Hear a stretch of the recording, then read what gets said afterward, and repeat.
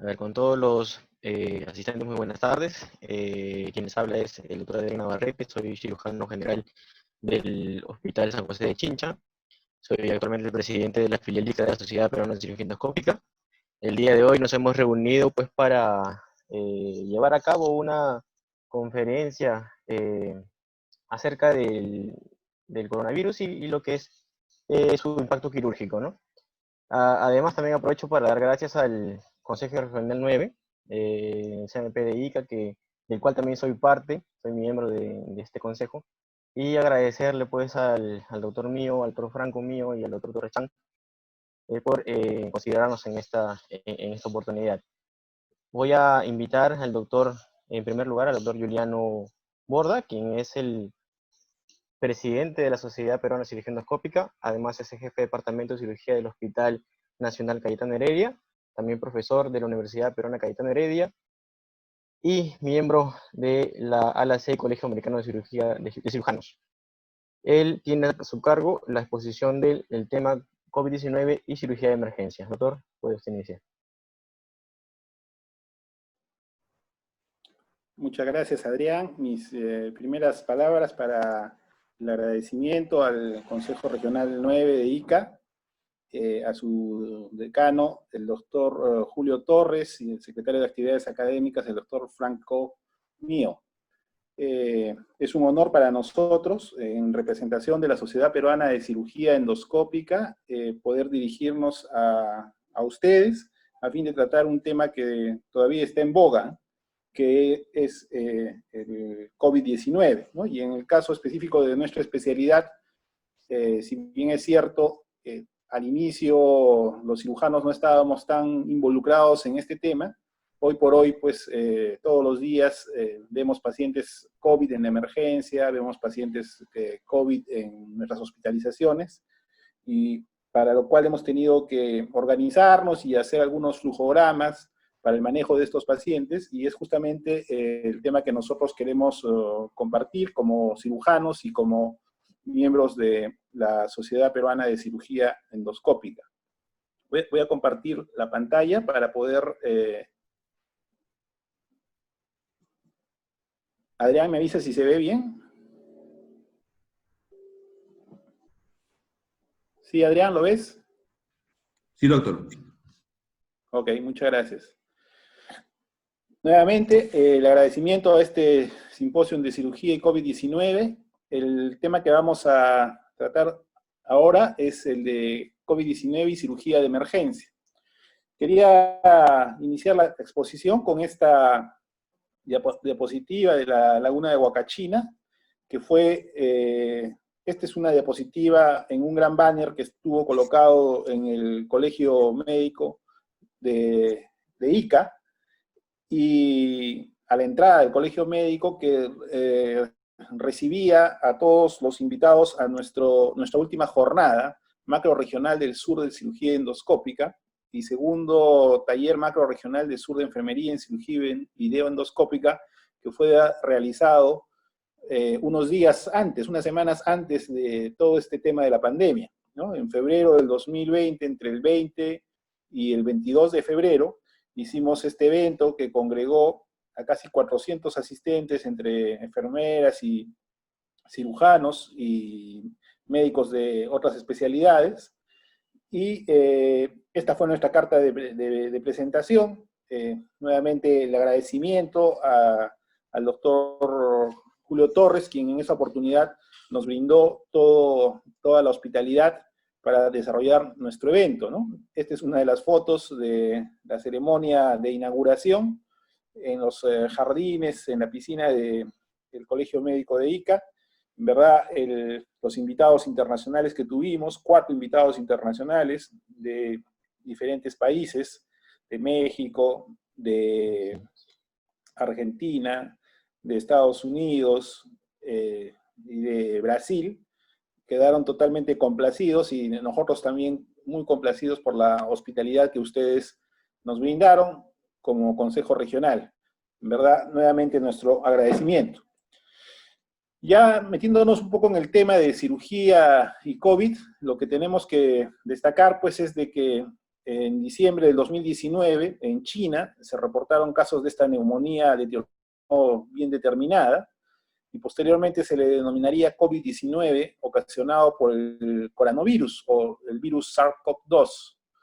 Este coronavirus es un grupo de virus que causa infecciones principalmente respiratorias, con un tiempo de incubación de 2 a 14 días, y la afectación extrarrespiratoria es infrecuente. Esto sobre todo lo menciono porque nosotros somos principalmente cirujanos de abdomen, y más que todo el tema es del COVID está involucrado todo lo que es la parte respiratoria. Estas son algunas fechas importantes de cuando ingresó el COVID en nuestro país. El 5 de marzo se identificó el primer caso importado en el Perú. El 11 de marzo la OMS declaró el estado de la pandemia. Ese mismo 11 de marzo se declaró, salió emitido el primer decreto de emergencia sanitaria, el cual se ha ido prolongando, ¿no? Y el 15 de marzo fue el primer decreto de emergencia nacional, también el cual se ha ido prolongando, y es hoy por hoy el que nos tiene involucrados hasta el día de hoy acá en Lima, en un aislamiento social que paulatinamente se ha ido liberando. Estas fueron las frases iniciales del gobierno, ¿no? Yo me quedo en casa, Perú está en nuestras manos, ¿no? Dirigida sobre todo a la prevención del contagio, ¿no? El aislamiento social era bastante importante, ¿no? Y estas son algunas diapositivas de diversos periódicos, ¿no? Donde vemos a médicos intensivistas revisando, pues, tomografías de tórax, ¿no? Porque este es un elemento bastante importante para el diagnóstico, sobre todo en los casos moderados, severos, ¿no? A enfermeras, a médicos internistas, en las unidades de hospitalización, de cuidados intensivos, también dedicados al manejo de estos pacientes, ¿no? Y es justamente ahí donde muchos, al inicio de la pandemia, pensaban o decían, bueno, en este contexto, ¿qué puede hacer un cirujano, no? Y les habrá llegado a todos ustedes de repente algunos de estos memes que salieron en nuestros celulares, en nuestras redes sociales, en nuestros WhatsApps, ¿no? Dirigidos, fastidiándonos a los cirujanos, a los traumatólogos, ¿no? Y posiblemente nosotros también respondiendo a ellos, ¿no? Inclusive hasta audios como este, ¿no? Una canción bastante conocida de los años 80, nosotros somos el mundo, ¿no? Nosotros somos los niños, en la cual vemos pues a un cantante perdido en la canción, ¿no? Y es lo que nos querían decir, ¿no? O sea, ¿qué podemos hacer nosotros como cirujanos durante la pandemia? Bueno, lo cierto es de que los cirujanos hemos tenido, sobre todo los cirujanos generales, hemos tenido una participación muy activa. Y es lo que yo quiero conversarles y compartir con ustedes, con las experiencias societarias, con las experiencias institucionales en las que nosotros pertenecemos, ¿no? Nosotros creemos que el manejo de la cirugía de emergencia, porque al inicio de esto, cuando sale la pandemia, se suspenden todas las cirugías selectivas y la actividad quirúrgica queda restringida a la cirugía de emergencia. Es por eso que los cirujanos nos enfocamos inicialmente en la cirugía de emergencia. Hoy por hoy ya estamos viendo cómo volver a las cirugías selectivas. Pero lo cierto es de que se dieron algunos puntos bastante importantes, algunos estamentos para afrontar esta pandemia, ¿no? Entonces, el primero fue, pues, analizar los recursos de la institución, y el segundo fue establecer el diagnóstico correcto antes de operar un paciente, ¿no? Y dentro de lo que es análisis de recursos de institución, todo enfocado a la seguridad, a la bioseguridad, el uso de equipos de protección personal adecuados, buscar una sala de operaciones para pacientes COVID, ¿no? Disponer de cuidados intensivos si es que es necesario, evaluar si uno disponía de radiología intervencionista, la laparoscopía, que es a la sociedad que nosotros representamos, exigió que usáramos más seguridad de la que ya habitualmente usábamos, y teníamos que utilizar filtros de CO2 para evacuar el neumoperitoneo del paciente. La participación de los residentes hubo que restringirla, pero muchas veces no podíamos limitarla, porque los residentes son una piedra angular en el funcionamiento de los hospitales nacionales, ¿no? Y el establecer protocolos institucionales, ¿no? Entonces, Estas eran nuestras sugerencias en la guía que nosotros publicamos como Sociedad Peruana de Cirugía Endoscópica, ¿no? También sugeríamos establecer un diagnóstico correcto, ¿no? Porque en estos momentos de pandemia no cabía la posibilidad, pues, había que minimizar el riesgo de equivocarse. Uno no podía operar una apendicitis y luego abrir al paciente y resultar que no era una apendicitis, que era otra cosa, ¿no? O una colecistitis, o un abdomen agudo con una laparotomía en blanco, no era lo adecuado. Entonces, sugerimos de que se ajuste bastante lo que era el establecer un diagnóstico adecuado en el preoperatorio, y esto en relación a todos estos pronunciamientos, ¿no? Del American College, de la Sociedad Americana de Cirugía Endoscópica, de la Sociedad de Cirujanos Generales del Perú, de la Asociación Española de Cirujanos, ¿no? Las prioridades en lo que era la organización, porque primero teníamos que organizarnos, era, según el Colegio Real de Cirujanos, era organizarse en base a un sistema de comandante de incidencias. El sistema de comandancia de incidencias, comandante de incidentes, es un sistema que está estructurado, y los que hacen emergencias y desastres, cuidados intensivos, lo conocen. Es un sistema que está estructurado para afrontar desastres, ¿no? Desastres naturales como terremotos, maremotos, ¿no? Incendios, desastres biológicos como el que ahora afrontamos, ¿no? Lo segundo era mantener la capacidad resolutiva en la emergencia, ya que solo íbamos a operar cirugías de emergencia. Lo tercero era proteger y preservar el recurso humano quirúrgico, darle los equipos de protección personal adecuados. Lo cuarto y quinto va muy relacionado, ver los roles quirúrgicos de los cirujanos en general y los roles no quirúrgicos, ¿no? Porque muchos de los cirujanos tenían que entrar a colaborar en las zonas de COVID, de manejo médico, en la zona de triaje, pretriaje, jefaturas, ¿no? Y lo más importante, también establecer un canal de comunicación. Este fue el algoritmo de sistema de comandancia de incidentes que se hizo en el hospital en el que nosotros trabajamos. Nosotros trabajamos en el Hospital Nacional Cayetano Heredia, y en el Hospital Cayetano Heredia existe lo que es una dirección de gestión de riesgos y desastres, ¿no? Y esta oficina de gestión de riesgos y desastres está a cargo de un médico internista con competencias en emergencia, y que todos los años, pues, mensualmente nos reunimos con él, las jefaturas, y él nos va instruyendo sobre lo que es, pues, todo lo que es sismos, temblores, incendios, accidentes masivos, ¿no? Y sobre todo esos simulacros, ¿no? Matutinos, vespertinos y nocturnos, ¿no? Entonces, cuando se estableció la emergencia sanitaria en el Perú, el 11 de marzo, y la emergencia nacional el 15 de marzo, al día siguiente, esto fue un día domingo, el día 16 de marzo, fuimos convocados nosotros por la Dirección General y por el doctor Raúl Acosta, el jefe de operaciones médicas, de la Oficina de Gestión de Riesgos y Desastres, y lo primero que fue presentarnos este algoritmo. Nos dijeron de que este flujograma, de que habíamos dejado de ser los que ocupábamos algún cargo jefatural, jefes, y que ahora todo regía bajo un solo comandante de incidentes y todo el resto de especialidades solo éramos coordinadores. De tal modo que se estableció un organigrama totalmente vertical en el cual las órdenes racionales, claro está, se cumplían para adecuar el hospital a la emergencia y al desastre natural que era el COVID-19, ¿no? Sí, a mí inclusive como cirujano me llamó la atención de que lo tuvieran preparado, ¿no? O sea, el 15 de marzo en la noche el ingeniero Vizcarra, presidente del Perú, declaraba la emergencia nacional. El 16 de marzo, 8 de la mañana, nosotros ya nos regíamos bajo estos documentos, ¿no? Y yo creo que esto obedece a la preparación que el doctor Acosta realizó en el hospital años previos para enfrentar justamente los desastres, ¿no?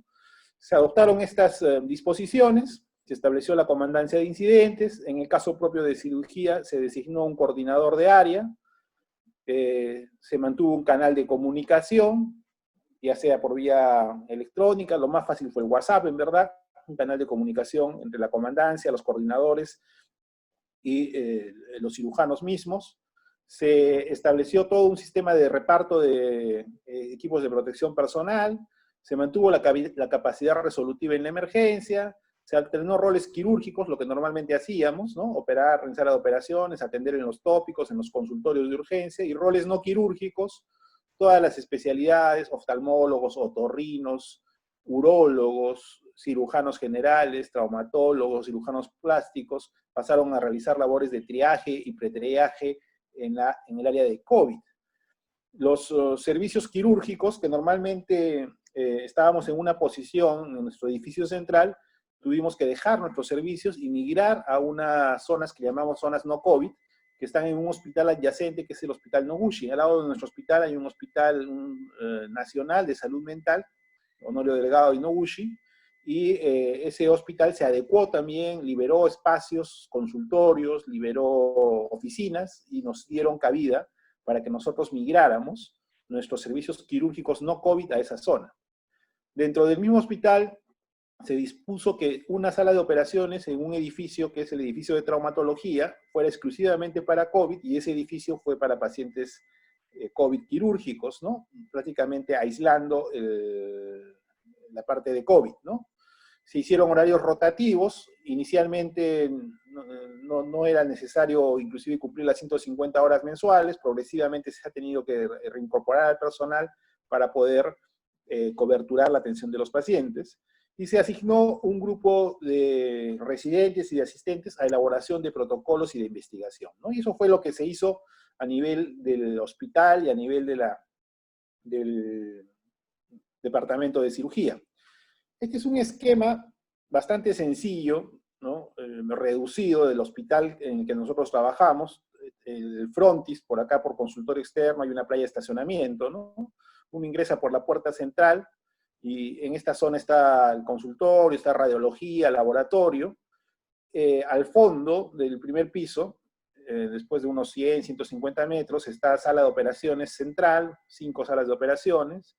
Hacia el costado izquierdo está cirugía general, hacia el costado derecho está cirugía de especialidades, neuro, tórax, urología, cirugía oncológica, ¿no? Al costado de cirugía general está la unidad de cuidados intensivos quirúrgicos con 6 camas. En el segundo piso tenemos encima de sala de operaciones pediatría, y en el tercer piso encima de pediatría tenemos sala de partos. En esta ala, en la ala izquierda, tenemos servicios de medicina B y medicina A, y en el tercer piso obstetricia y ginecología. Cada uno de estos servicios tiene al costado una unidad de cuidados intensivos, la UCI de recién nacidos, al lado de obstetricia, la UCI médica, al lado de medicina, y la UCI quirúrgica, al lado de cirugía. En el primer piso, en la parte posterior del hospital, está medicina. En la parte posterior está un edificio de 3 pisos de neumología, y al fondo está también tropicales, el departamento de infecciosas y tropicales, ¿no? El servicio de emergencia está en esta zona, ¿no? La puerta por donde ingresan las ambulancias es por donde señala mi flecha que estoy movilizando, ¿no? Y llega hacia el servicio de emergencia. Acá hay un edificio de 3 pisos con 66 camas, de hospitalización de traumatología, con una sala de operaciones, con 2 salas de operaciones de traumatología. Hacia este costado está la parte de la unidad oncológica, la emergencia de pediatría, por donde pasan las ambulancias es por acá. Acá hay un centro juvenil, un centro deportivo, ¿no? Y en la parte posterior del hospital, bastante reducido por el esquema, pero en verdad tiene la misma área que todo nuestro hospital, está el Instituto Nacional de Salud Mental Honorio Delgado y Noguchi, ¿no? Entonces, más o menos este es el esquema del hospital. Nuestros servicios estaban acá: cirugía B, cirugía A, traumatología, hospitalización, servicio de emergencia, ¿no? Y hoy por hoy, este es nuestro hospital, ¿no? Nosotros seguimos ingresando. Nuestra emergencia, que era en esta zona, ¿no? En verde, ha migrado hacia la unidad oncológica. Ahí está la emergencia de cirugía, los pacientes llegan a la emergencia de cirugía, se hace un protocolo. Si el paciente es COVID, pasa a hospitalización COVID quirúrgica. Si no es COVID, el paciente, si no se opera, pasa al hospital Noguchi, o si se opera, pasa con este flujo hacia sala de operaciones central. Nuestros pisos de cirugía cirugía general y cirugía de especialidades actualmente ya no son nuestros, están ocupados por zona COVID, igual que cuidados intensivos quirúrgicos, igual que la unidad de cuidados intensivos médicos y el piso de medicina, ¿no? En esta zona se ha establecido todo lo que es en la parte de consultorios, la emergencia de obstetricia y el servicio de obstetricia COVID, ¿no? La sala de operaciones de traumatología, que acá veíamos en el esquema, hoy se ha convertido en sala de operaciones COVID, ¿no? En esta zona que estaba libre, se ha colocado un hospital modular COVID de 100 camas, con 40 camas de UCI y 60 camas de hospitalización, y en esta zona se ha colocado unos containers que tienen capacidad como para 40 pacientes, donde se hace el triaje, pretriaje COVID, y 40 pacientes pueden inclusive quedarse hospitalizados, ¿no? Entonces, esta es la unidad oncológica, donde ahora es nuestro servicio de cirugía de emergencia. Acá tenemos la sala de operaciones COVID, acá tenemos la sala de operaciones central para pacientes no COVID, nuestro piso de cirugía B, cirugía general actualmente es hospitalización de medicina COVID, y algo rescatable de la pandemia es de que nosotros teníamos ahí 34 camas que no tenían puntos de oxígeno antes de la pandemia, y que a raíz de la pandemia, en el devenir, mientras iban sumando y sumando pacientes, hubo el tiempo como para colocarle puntos de oxígeno empotrados a todas las camas, ¿no?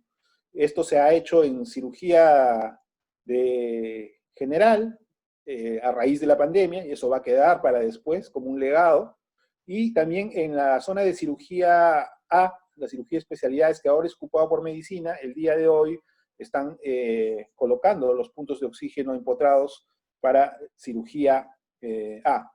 Lo mismo pasa con la parte de tropicales, ¿no?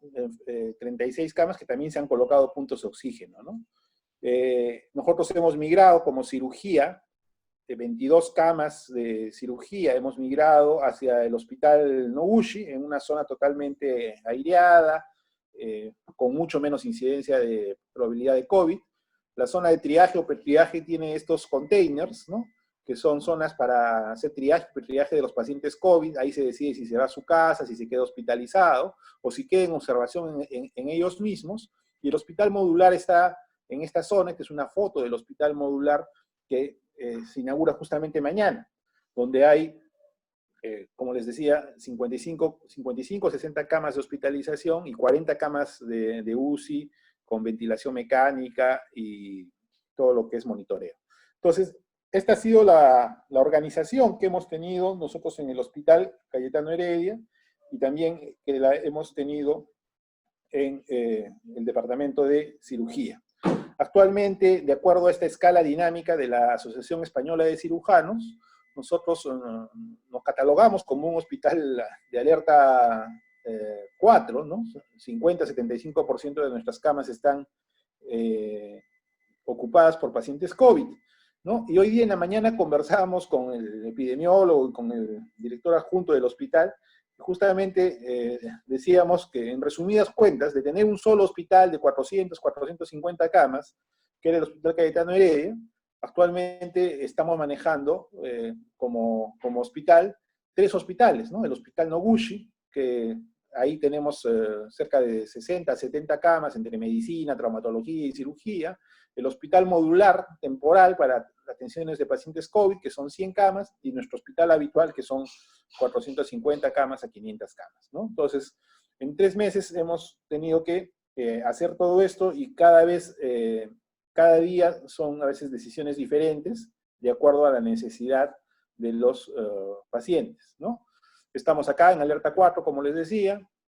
Este es un resumen de lo que pasó con el departamento de cirugía: 130 camas de hospitalización, 22 camas actualmente en el Noguchi, es lo que tenemos, de tener 5 pabellones, cirugía A, cirugía B y 3 pisos de traumatología. Ahora tenemos 2 en el Hospital Noguchi, cirugía y traumatología. Ya no tenemos camas exclusivas de cuidados intensivos quirúrgicos, todas las camas son para pacientes COVID, y más o menos este es nuestro esquema de guardias entre asistentes y residentes.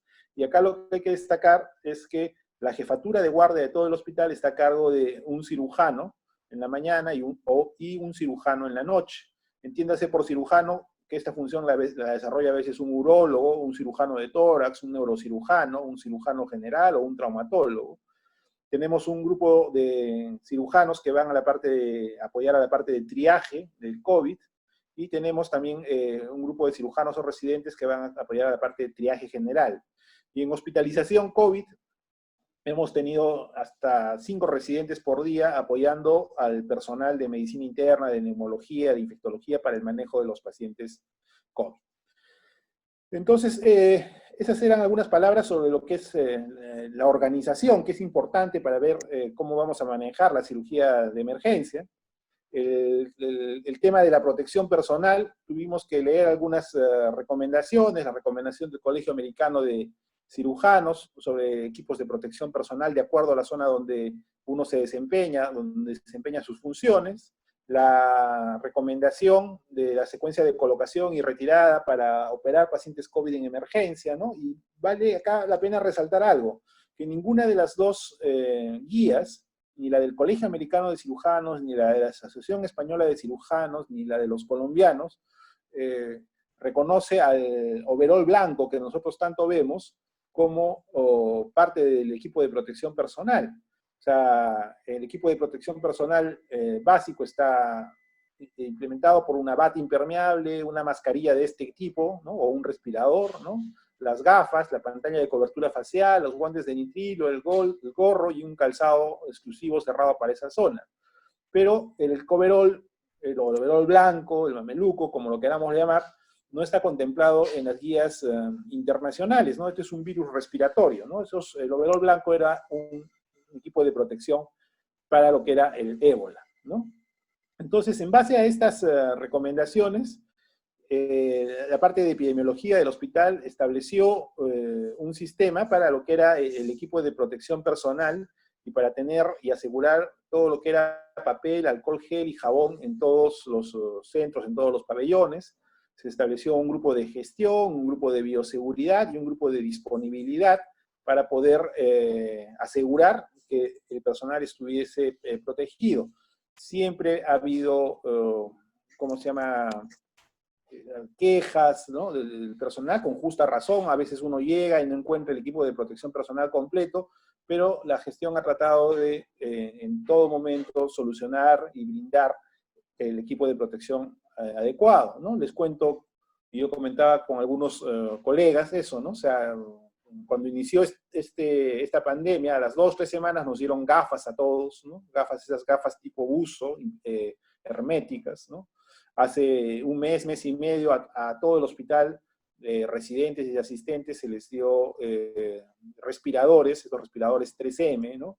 Y durante la pandemia hemos recibido, pues, mascarillas N95, KN95 cuando se acabaron las primeras, ¿no? Y todo el tema de guantes y batas para la protección personal. Inclusive, ya la primera semana de la pandemia se estableció este cuadro en el cual claramente se verifica qué debe usar uno en la parte de la emergencia, de la hospitalización, de la atención de urgencias, porque no todos tenemos que usar el mismo equipo de protección personal, sino dependiendo de la zona en donde nos encontremos. No solo eso, sino que en conjunto el hospital, junto con la Universidad Cayetano Heredia, hicieron 2 videos, cada uno de 10 minutos, en los que explicaban la colocación y el retiro de los equipos de protección personal cuando estaban en las zonas de hospitalización, y la colocación y retiro de los equipos de protección personal cuando el equipo de protección incluía el overol o el mameluco, ¿no? Entonces estos videos fueron distribuidos por vía WhatsApp para que todos los tuviésemos en nuestros teléfonos y poder recordar claramente cómo se debe colocar y retirar, porque sabemos que en ese momento es el tema de la infección es más prevalente, ¿no? Se estableció directivas sanitarias para ver el flujo de atención de los trabajadores de salud cuando tenían sospecha de COVID y ver cuántos descansos médicos les correspondía. Y esto, en verdad, poco a poco ha ido quedando inclusive desactualizado, porque este es un tema bastante nuevo y se ha ido variando, ¿no? Estas son algunas fotos de, esta es por ejemplo la zona de hospitalización no COVID, actualmente en el Noguchi, ¿no? Esta es una de nuestras enfermeras, así visten nuestras enfermeras en el hospital Noguchi. Esta es una zona de hospitalización COVID en el pabellón de cirugía general que nosotros dejamos, y acá esta es una foto bastante emblemática porque el primer equipo que entró a manejar pacientes esa noche cuando ingresaron los pacientes COVID fueron pues un internista, un ginecólogo y un residente de ginecología, un residente de cirugía R2 y a mando de un internista, ¿no? Y más o menos los grupos están establecidos así, entre 3, 4, 2 personas, y involucran a residentes de todas las especialidades.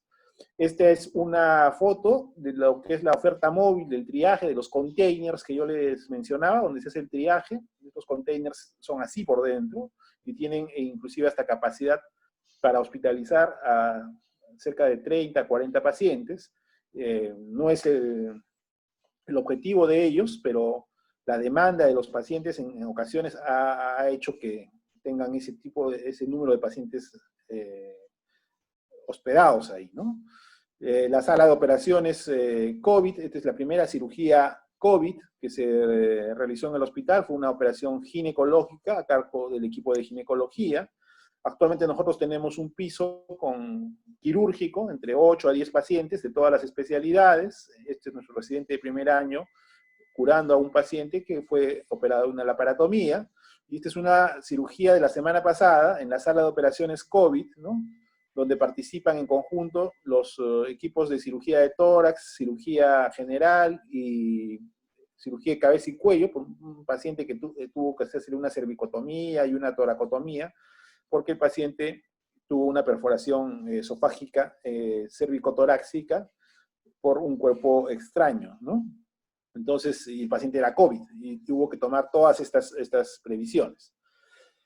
Lo siguiente que establecimos en la guía de la sociedad, lo primero fue organización, segundo era establecer los diagnósticos correctos, era tener disponibles las pruebas para COVID, ¿no? Entonces, idealmente, antes de entrar a la sala de operaciones, pues deberíamos tener o una prueba rápida para saber si nuestro paciente es COVID, o una prueba molecular, aunque esto demora mucho, ¿no? O si es que nuestro centro hospitalario o clínica dispone de una tomografía de tórax, ¿no?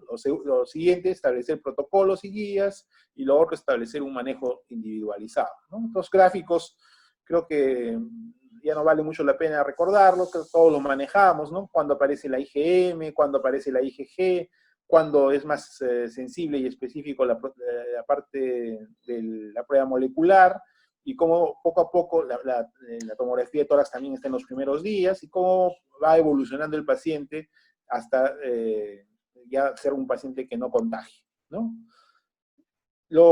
Entonces, en resumidas cuentas, lo que hay que hacer es tener pruebas preoperatorias en los casos de cirugía de emergencias, y luego, en base a esas pruebas, establecer protocolos y guías, ¿no? Este es el protocolo que propone la Asociación Española de Cirujanos, ¿no? Paciente de urgencia, test rápido, tomografía de tórax o PCR, y de acuerdo a si es positivo o negativo, el paciente irá a un tratamiento quirúrgico estándar, a un tratamiento con protección para COVID, o inclusive ellos han considerado el manejo médico de lo que son las apendicitis y las colecistitis, ¿no? Cosa que antes, sobre todo en las apendicitis, no se consideraba. Este es un flujograma americano, ¿no? Y en todos estos flujogramas, la idea es operar al paciente COVID en una sala diferenciada, hospitalizarlo en una sala diferenciada y tratar de llegar al diagnóstico si es COVID o no es COVID en el preoperatorio para tomar las medidas de protección personal correspondientes. Una cuestión que mucho nos afectó a los cirujanos fue que la suspensión o la restricción de la laparoscopía en los centros quirúrgicos privados y nacionales y públicos, ¿no? Porque se decía de que el aerosol causado por el neumoperitoneo que se hace en la laparoscopía podía contagiar. Lo cierto es de que no hay nada demostrado, y progresivamente el uso de la laparoscopía se ha reintegrado, pero claro está, siempre con el uso de filtros, ¿no? Para evacuar el neumoperitoneo, nosotros tenemos que, dado que el neumoperitoneo existía la duda de que si podría contagiar o no contagiar cuando se evacuaba, o podía contagiar COVID, es mejor evacuarlo con filtros que filtren el virus, ¿no? Entonces, Esa es la recomendación actual, ¿no? Y actualmente pues ya hay varias publicaciones que hablan a favor de la laparoscopía con algunas de las ventajas, ¿no? Entonces, la ventaja más conocida, pues el tiempo de retorno laboral, el alta más precoz, y sobre todo que el humo quirúrgico en la laparoscopía está restringido a la cavidad, mientras en la cirugía abierta está pues difuso, ¿no? Los que usamos electrocauterio conocemos muy bien eso.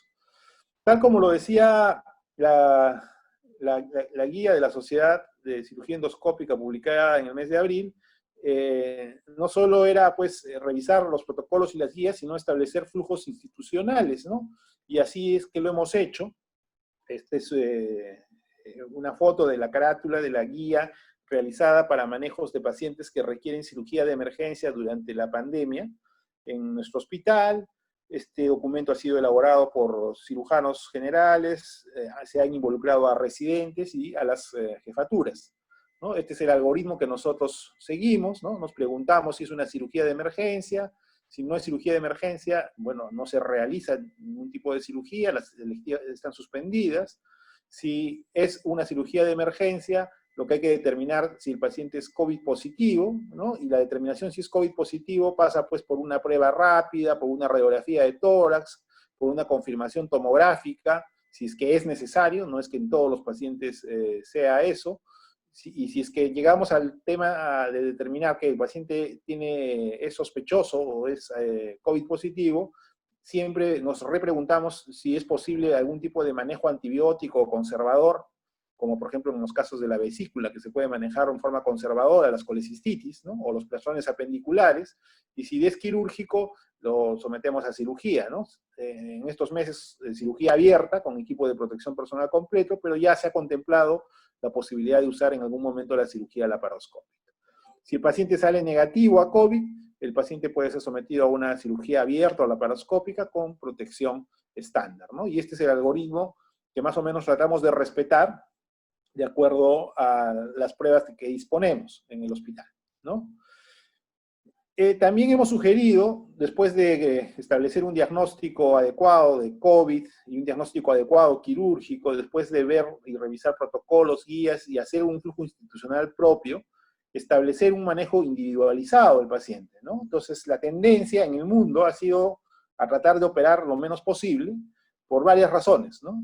Un paciente COVID, cuando se opera, tiene más mortalidad, eso está ya reportado en varios estudios que se han publicado en estos meses, y lo otro es de que no solo que tiene más mortalidad el paciente, sino que al ser un COVID y entrar un grupo de cirujanos, anestesiólogos, enfermeras a operar al paciente, se exponen al contagio, entonces se puede afectar al recurso médico y de enfermería.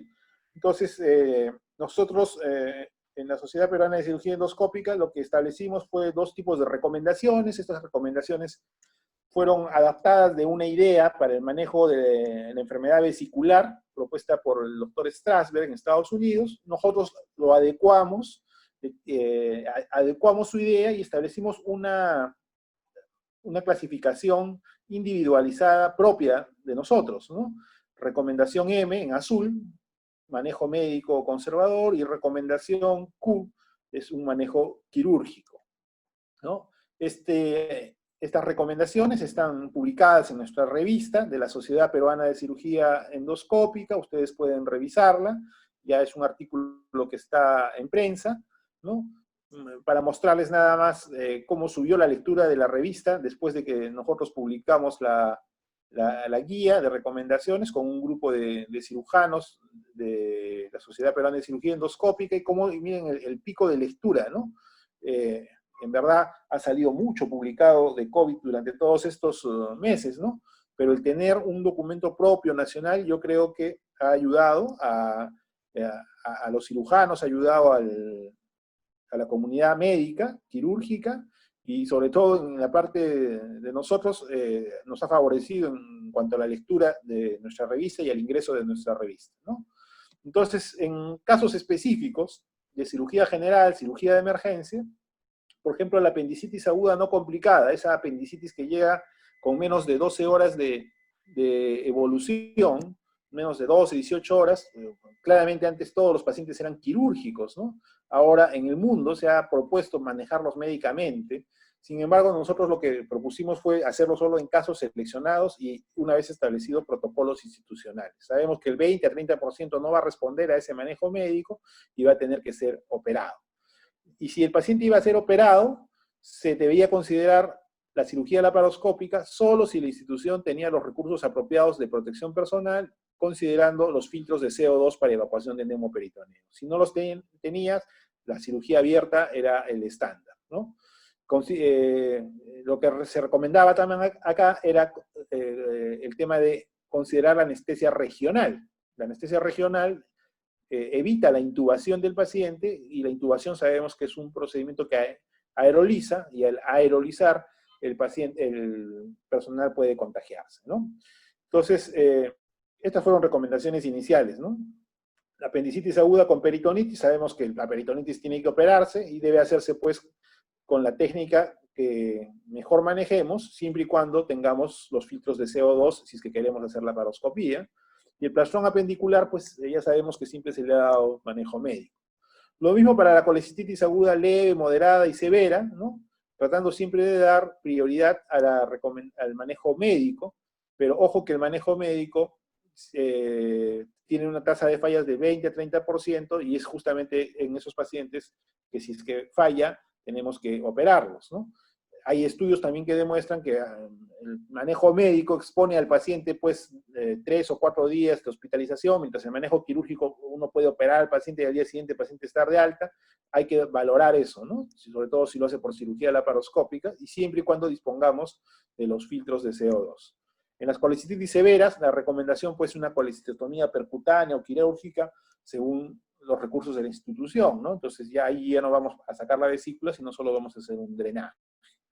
Para la colelitiasis sintomática, la coledocolitiasis y colangitis, la colangitis aguda leve o moderada, siempre pues la recomendación de manejo médico, y si es que esto falla, recién, si falla el manejo conservador, ir a un manejo quirúrgico. En el trauma abdominal cerrado y trauma abdominal abierto por arma blanca, sabemos que el 60-70% de los pacientes pueden ir bien con un manejo médico, y solo usar un manejo quirúrgico en casos seleccionados, en pacientes inestables, con sepsis, con peritonitis, o sin respuesta al manejo conservador, ir a la laparoscopía en casos muy seleccionados y con experiencia quirúrgica. En el trauma abdominal por arma de fuego, la recomendación Q es lo adecuado, ¿no? O sea, es manejarlo quirúrgicamente al paciente. La laparoscopía solo está indicada en heridas tangenciales, ¿no?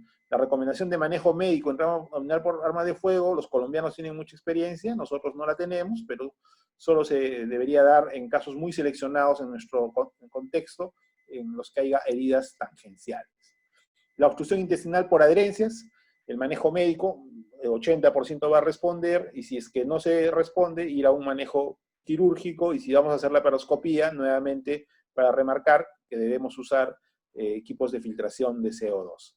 Por otras causas, lo más seguro, como hernias, como tumores, lo más seguro es que sea un manejo quirúrgico, y uno usará la laparoscopía con filtros si es que tiene la experticia necesaria para manejar estos cuadros, ¿no? El vólvulo de sigmoides, por ejemplo, lo mejor es hacer una colonoscopía descomprensiva.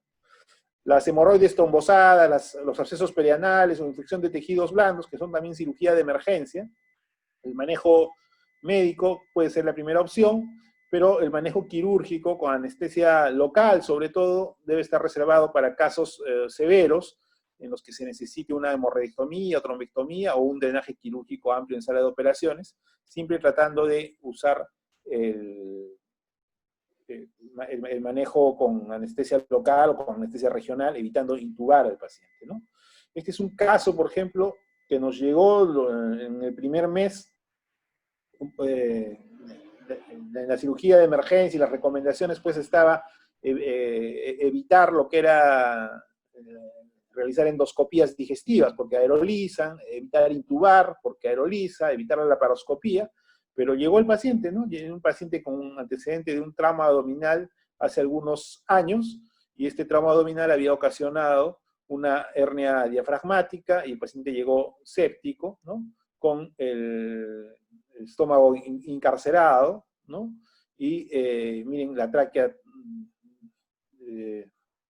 dirigida hacia el lado derecho, ¿no? Desplazada, ¿no? Entonces, la tráquea desplazada hacia el lado derecho, el estómago y el colon medido acá, y volvulado, y lo que primero que se hizo fue tratar de contemporizar al paciente para un manejo quirúrgico. Se le pidió al gastroenterólogo que entra con su equipo de protección personal adecuado a descomprimir ese estómago y a tratar de devolvularlo, lo logra devolvular parcialmente, ¿no? Y después de esta descompresión, nosotros ingresamos a una cirugía laparoscópica a reducir con equipos de protección personal, tal como lo ven, ¿no? Adecuados para el caso, y reducimos el estómago, reducimos el colon y colocamos una malla en el defecto diafragmático, y esta es la foto, ya la tráquea central, ya no hay el estómago, ya no hay el colon, después de la reparación de la hernia diafragmática, ¿no? Entonces, todo esto en menos de 24 horas, ¿no? Entonces, estos son casos bastante anecdóticos, poco frecuentes, pero que ilustran claramente cómo no todo es absoluto, ¿no?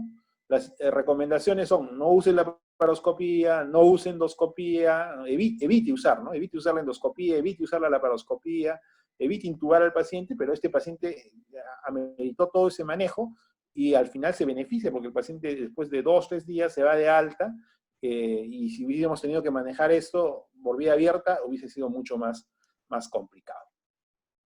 Comentarles también que como cirujanos fuimos invitados por la colaboración Global SURC, que es una colaboración mundial sobre investigación en cirugía, a participar de un estudio de cohorte multicéntrico en cirugía y COVID, llamado el COVID-SURC.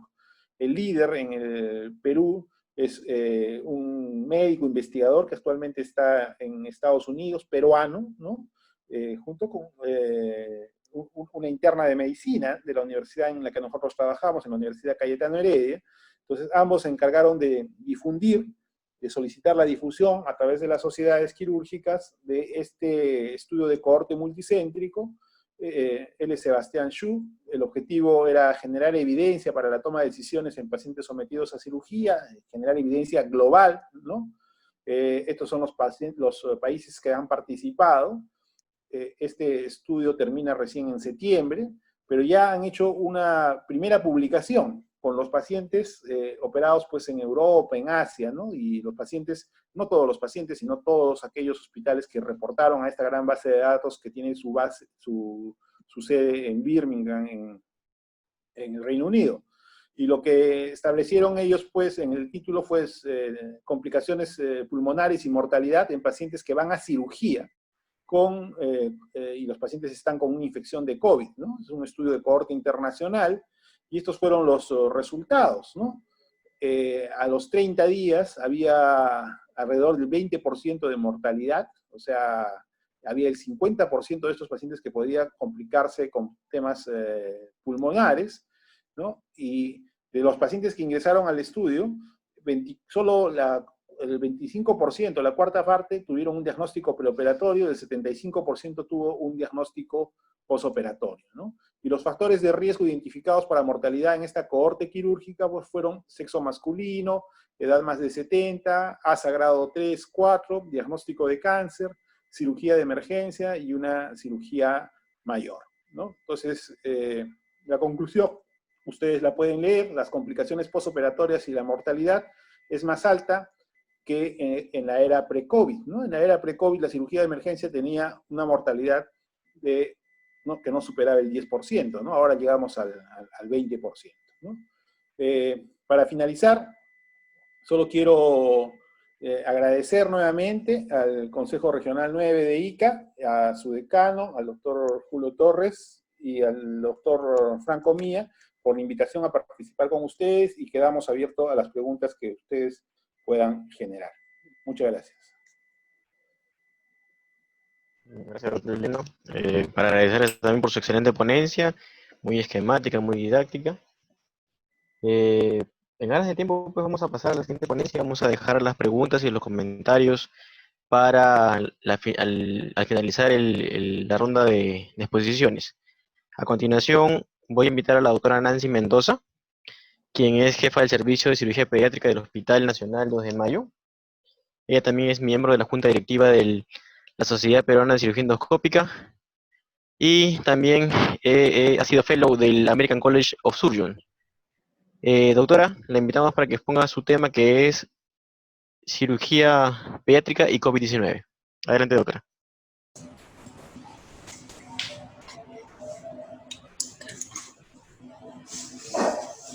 Buenas noches ya. Muy complacida de participar con ustedes en esta reunión de video Zoom por tratar el tema de cirugía y COVID. Quiero que me confirme si me están escuchando. Sí, doctora, se le escucha bien. Muy bien. Ya el doctor Borda empezó abordando el tema. A ver, quiero un ratito bloquear esto. Doctora, para que comparta eso, su pantalla, sí. Exacto. ¿La ven? Sí, se aprecia.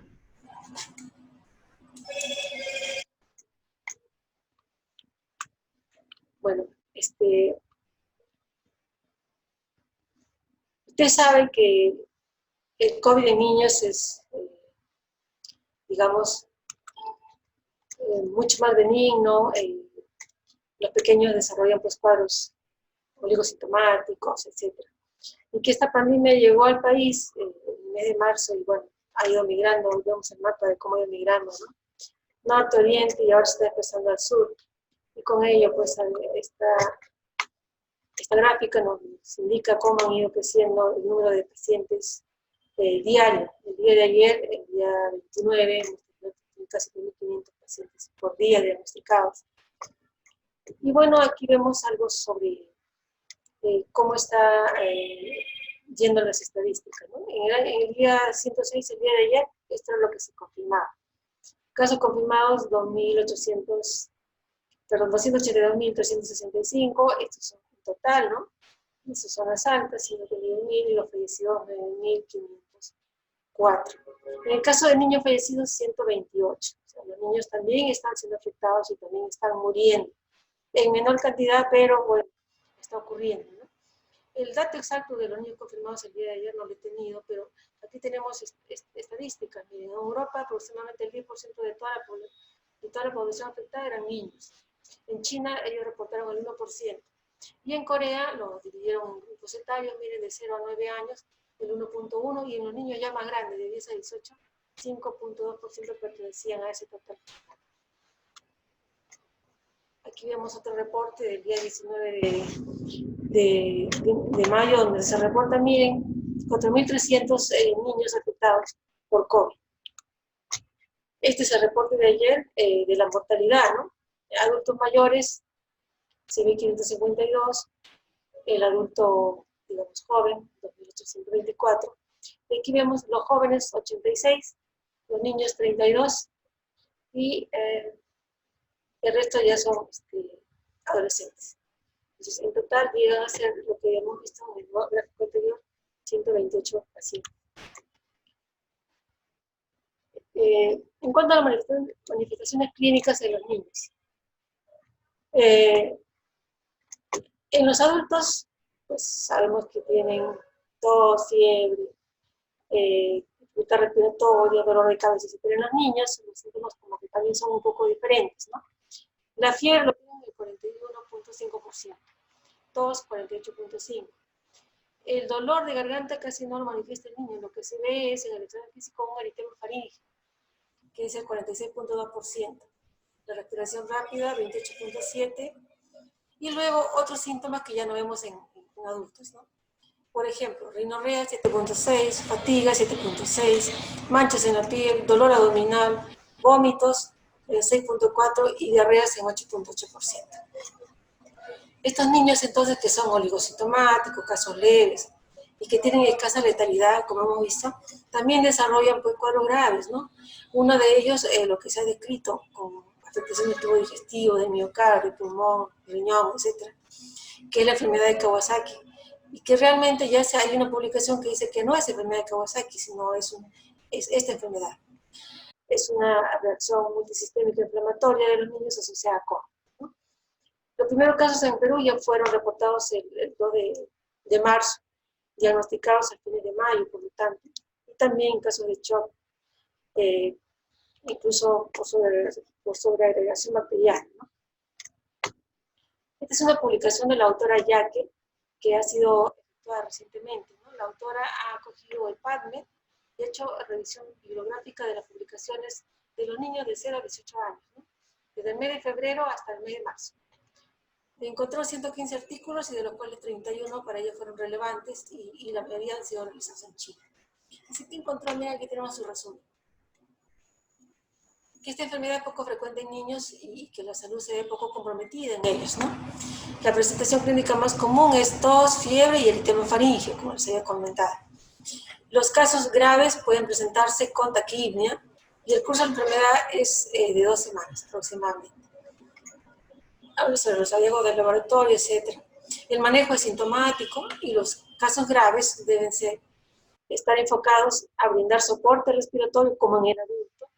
Y se recomienda pues que la manipulación de las secreciones respiratorias sea limitada y que se tengan las mismas precauciones para evitar la contaminación que los pacientes adultos. Es un niño que llega con herido, que es lo que más vemos en la emergencia, ¿no? Estos niñitos, lamentablemente por el peso de la cabeza, ellos caen y lo primero que se golpea es la cabeza y presentan estas heridas. Entonces son una gran fuente de aerolización para nosotros, ¿no? Lo que para el intensivista o para el médico emergenciólogo intubar a un paciente es una aerolización. En estos casos, nuestros niños nos aerolizan pues 10, 15, 20 minutos. ¿Qué hipótesis hay entonces? ¿Por qué los niños son oligosintomáticos? Entonces, en ellos hay menor afectación porque hay varias hipótesis. Dentro de ellas tenemos, por ejemplo, se dice que los niños tienen menos receptores CK2, que son los que se unen al coronavirus, ¿no? En los pulmones, por lo tanto desarrollan una enfermedad más leve.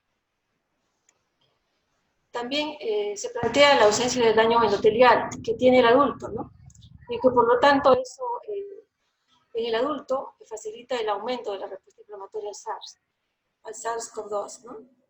Entonces es un factor de protección en el niño que no tenga el daño endotelial. Y también la inmunidad innata, ya que los niños pues juegan, disfrutan, se resfrían más, ellos tienen una inmunidad adquirida en la comunidad y que muchos de ellos pueden ser coronavirus, y también por el uso de vacunas. Entonces estos factores podrían ser protectores para los niños.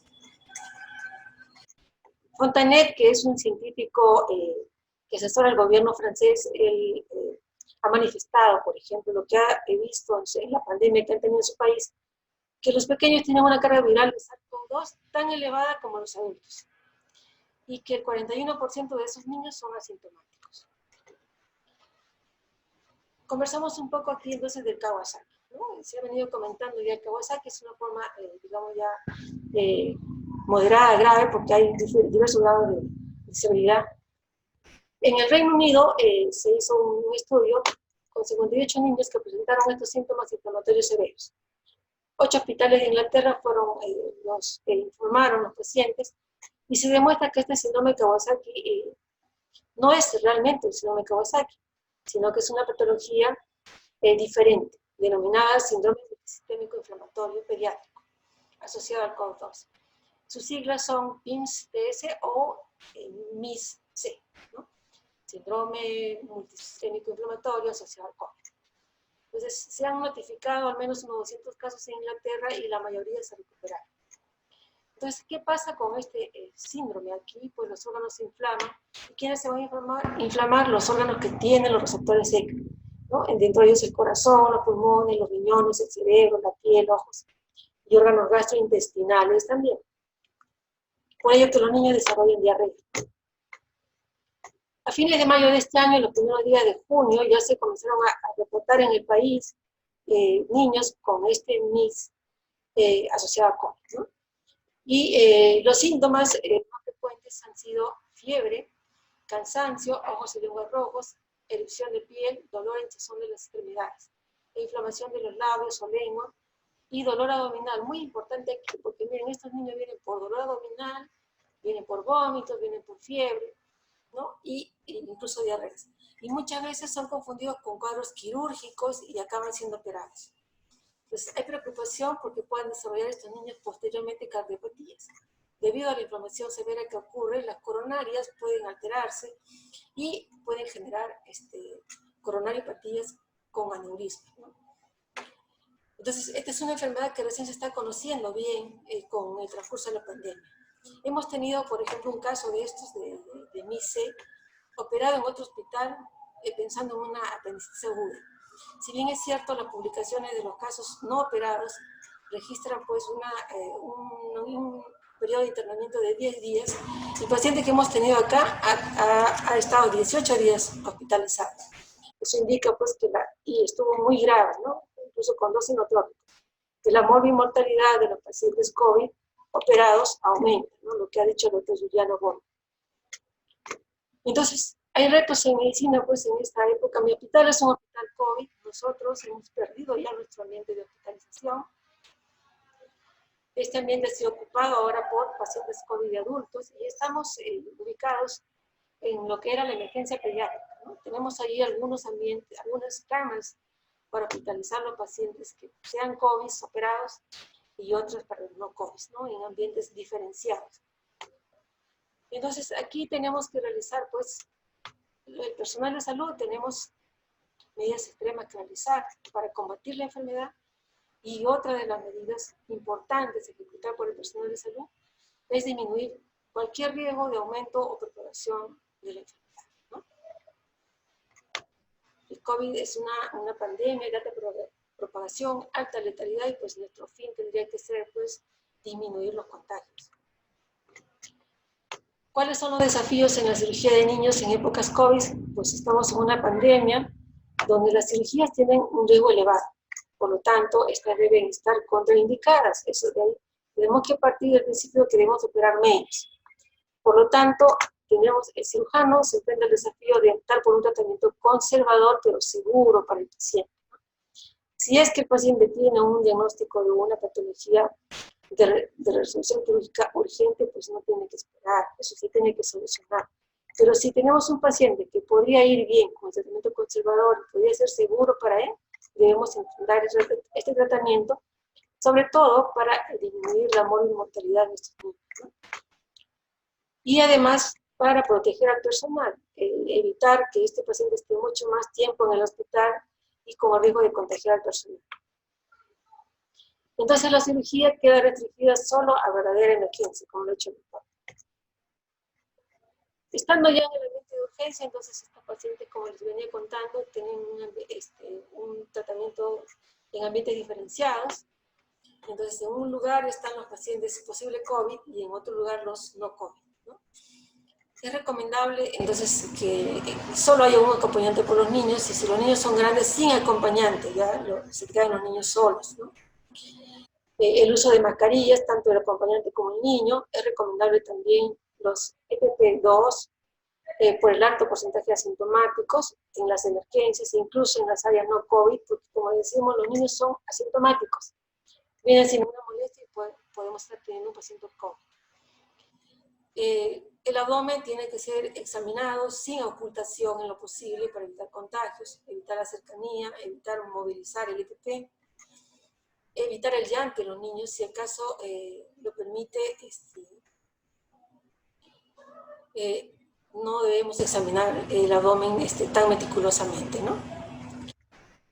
El examen también de las mucosas y de las heridas debe hacerse con protección siempre, tener los insumos listos previamente antes de hacer los procedimientos, ¿no? Para tener en buen recaudo los demás insumos y que estén cubiertos detrás de unas puertas para evitar que se contaminen, ¿no?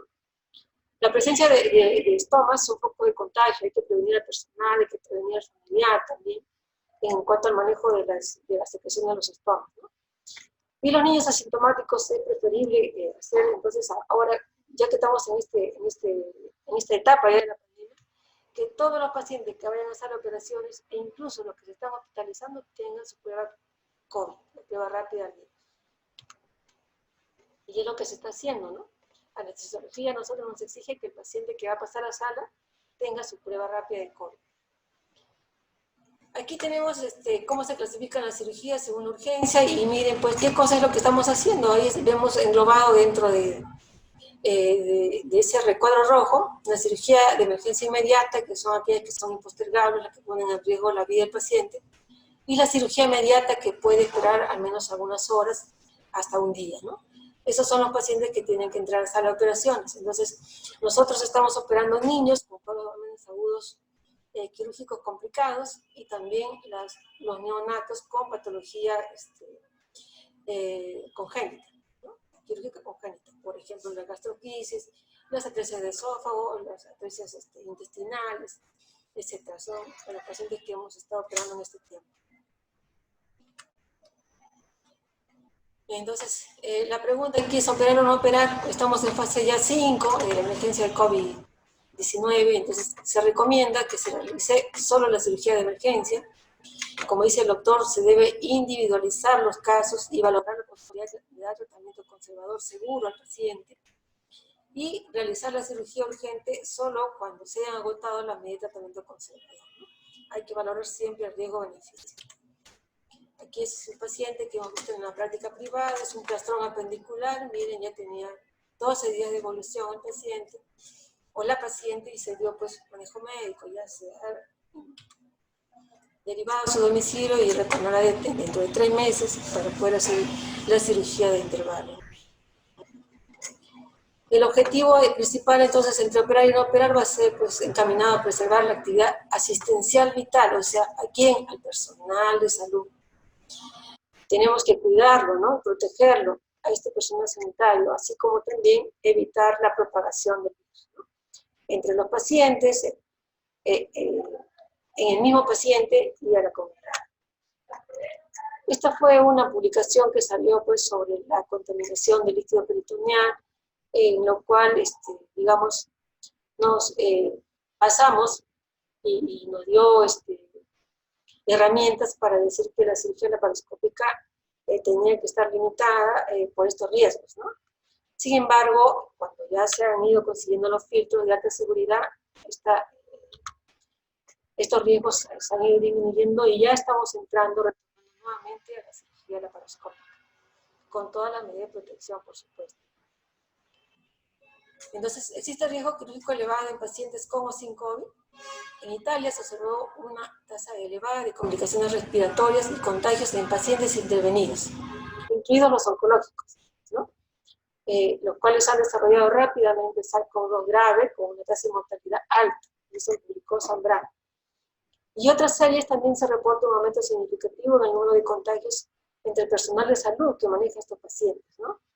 Aquí en el hospital nosotros hemos tenido ya una colega de la especialidad que desarrolló COVID, enfermeras, auxiliares, personal de pediatría también ya han sido contaminados por COVID, ¿no? O sea, estamos pues en la pandemia, en la parte de los picos más altos de la pandemia y eso es lo que está ocurriendo. Es un paciente que vino con una apéndice complicada y se operó por la apéndice complicada y miren, luego desarrolló una neumonía bacteriana, o sea, se complicó el paciente porque se sobreinfectó con una bacteria, ¿no? Este paciente se fue de alta después de un mes.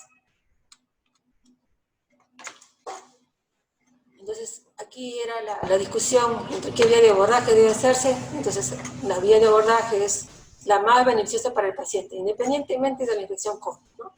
Y a la vez debe ser segura para el personal quirúrgico, para el equipo que va a operar al paciente, ¿no?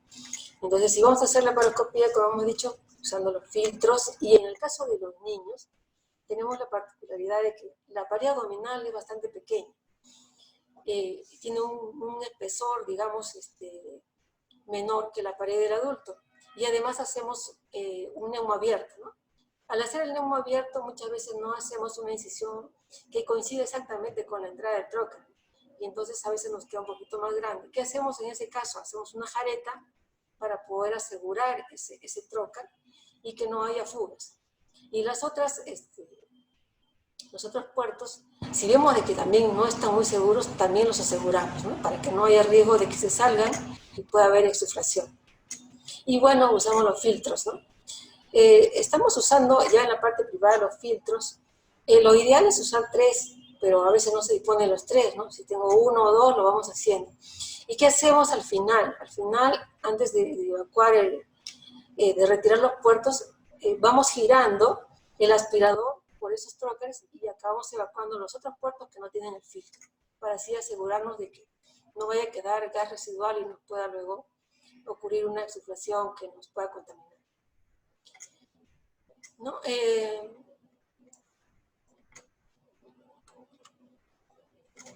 Entonces aquí seguimos todavía en la parte, digamos, pública, todavía no tenemos los filtros, entonces es una limitante eso. Acá en el hospital seguimos haciendo cirugía abierta. En cuanto a las recomendaciones en cirugía pediátrica, ¿no? Todos los niños, ya que sabemos que son niños oligosintomáticos, con pocos síntomas, deben de ser considerados pacientes COVID, ¿no? Entonces, para ello tenemos que practicar el aislamiento de contacto de todos los pacientes, ¿no? Incluso los que vienen por traumas menores. En los pacientes asintomáticos y sin criterios estar infectados, pues si van a ir a sala, el checklist, miren, aquí hay unas novedades, por ejemplo, dicen que se podría hacer de frente en la historia anotando que el familiar consciente, y sin que darle un papel o el bolígrafo familiar que tiene COVID para que esté firmando su consentimiento. Acá en la clínica Las Condes en Chile, ellos anexan a su consentimiento informado otro consentimiento que declara sobre la presencia o no del COVID. El aislamiento de contacto en el quirófano, pues ahí tenemos que usar el EBP2, que ya mencionó el doctor Borda. Aquí son los pacientes que no son confirmados COVID y que tampoco tienen sospecha de COVID, pero sin embargo nosotros tenemos que tratar como COVID, pues porque ya sabemos que los niños son asintomáticos, ¿no? Entonces, ¿qué debemos hacer? El EBP2, todos los que participan en sala, los cirujanos, los anestesiólogos y el personal de apoyo. Entre paciente y paciente, la ropa quirúrgica debe ser cambiada, ¿no? Los teléfonos móviles deben quedar en una bolsa dentro del quirófano. Hay que ingresar los cirujanos después de que el anestesiólogo haya hecho la intubación, y debemos salir también antes de la extubación para evitar mayor contaminación. Así, este es un EPP2, cirugía de pacientes no COVID. El aislamiento de contacto del quirófano, también estoy repitiendo esto. En el manejo intraoperatorio, en estos pacientes, ¿qué cosa debemos tener en cuenta? Primero, que debe haber un limitado número de personas en el quirófano, solo lo estrictamente indispensables, ¿no? La preparación previa de la medicación, eso en el caso del anestesiólogo, tiene que tener todo listo antes de que el paciente pase, ¿no? Y guardar lo que no se usa para evitar contaminación. No se debe manipular la vía aérea. Si no se va a manipular la vía aérea, por procedimientos diagnósticos, que es lo que nosotros hacemos, por ejemplo, los tránsitos intestinales, los colon varitados, los hacemos nosotros, ¿no? En esos casos, podría usar el paciente, si solo se le va a sedar, su mascarilla y debajo el oxígeno, ¿no? Administrárselo por debajo. Evitar la ventilación con mascarilla facial y bolsa autoinflable, ya es manejo de anestesiología, ¿no? También hay que mantener el quirófano herméticamente cerrado, trasladar al paciente a la UTRA, y si no hay, tendrá que hacerlo el manejo postoperatorio en el quirófano hasta tener disponibilidad. El retiro de la vestimenta de aislamiento de contacto debe hacerse en el quirófano, y al finalizar la cirugía se deberá desechar el material abierto y de limpieza según protocolo de aislamiento de contacto. ¿Qué hacemos en un paciente ya sospechoso, probable, posible y o confirmado COVID? Ahí pues usamos el EBP3, como decía el doctor Borda, con el mameluco, y tienen que tenerse en cuenta los protocolos de aislamiento del paciente COVID en todo el personal que traslada o acompaña al paciente. El checklist podría ser, como hemos dicho, en cuanto al consentimiento, podría hacerse de manera escrita, nada más en la historia, sin que el familiar firme.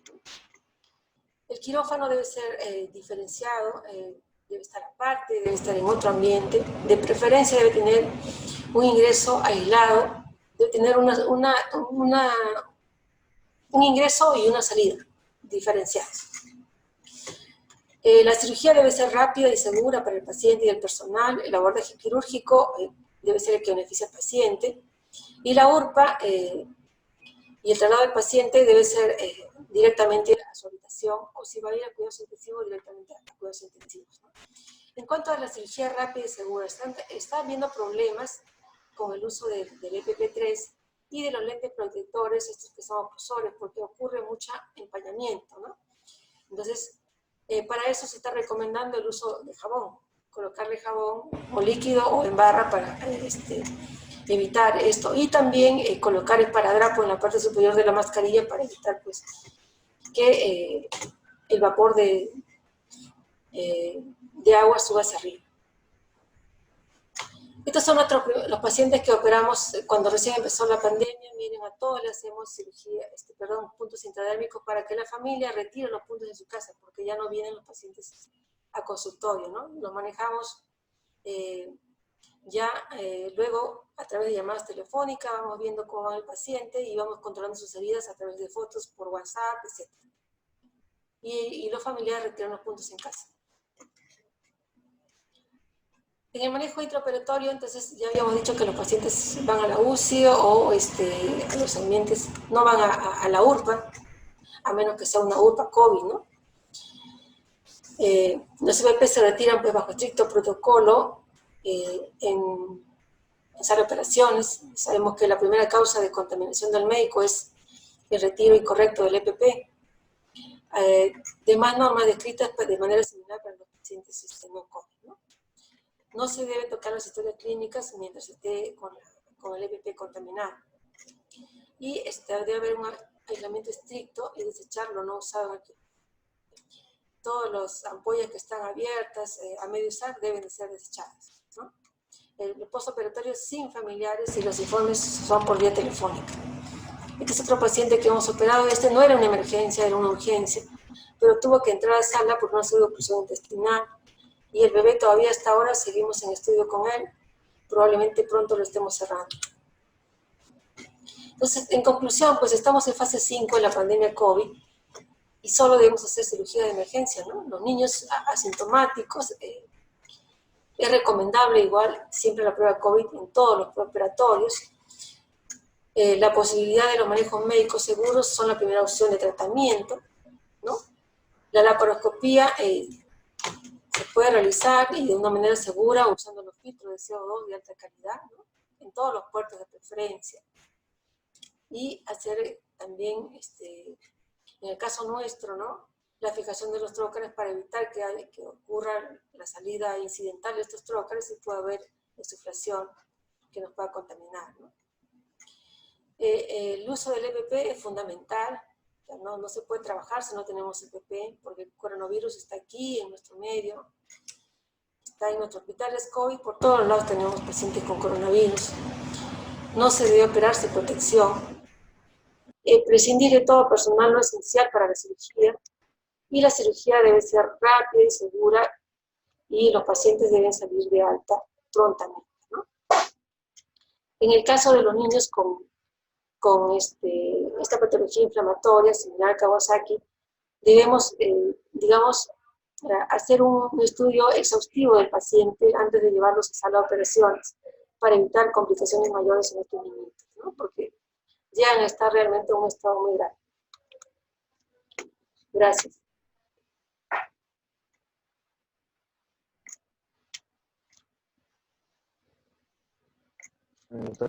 Doctora Nancy, muchas gracias por su brillante exposición, como siempre muy completa. Bueno, vamos a entrar ahora a la fase de preguntas. Solamente para hacer un comentario a manera de acotación sobre los temas ya expuestos, y sobre todo porque nos compete a nosotros como Sociedad de Cirugía Endoscópica. El uso de la cirugía laparoscópica, pues desde el inicio, desde la pandemia, pues ha sido, y el uso de tipos de energía ha sido proscrita, por lo menos hablo de la realidad de nuestra región, en algunos establecimientos de salud. Y pues desde un inicio no se quería utilizar por el desconocimiento pues, que se tenía de que, o se pensaba que en este tipo de cirugías la generación de aerosoles era mucho mayor.